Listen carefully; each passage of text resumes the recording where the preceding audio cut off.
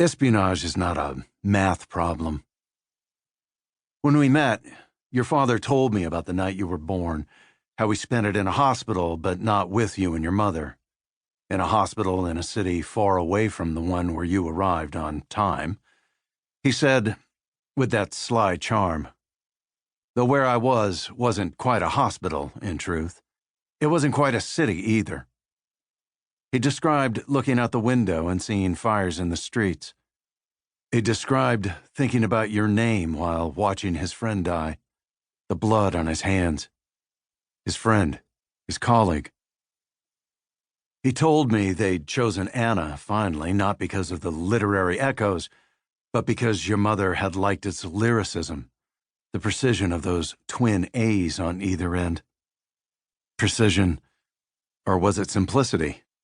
He said, and also because the letter A is a beginning, and I wanted to remember that night as being about the start of something rather than about an end. I didn't say that the letter A always made me think of endings, as in answers, as in questions and answers. The answers are what matter. I met your father within the first hour of my first day at the agency. He told me that story, then took me to see the stars on the wall, each star linked to a loss of life. He pointed to one and said, "That was my friend the night she was born, in that hospital in that city with those fires."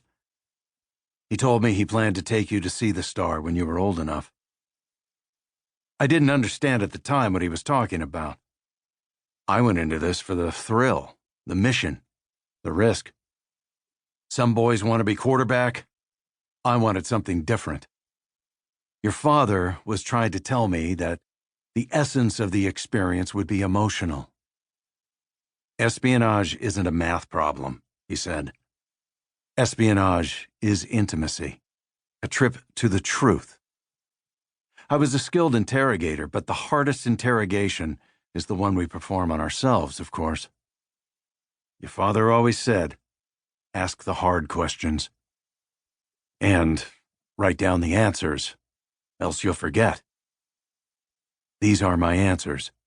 This is what happened and why, what I know and believe. This story doesn't involve fires, though it does involve a goddess or two. It does involve a dying friend. It involves a young officer who followed orders and committed crimes and fell in love and saved a life. I believe in forgiveness. I believe, except the Lord keep the city, the watchman will wake, but in vain. I believe in you.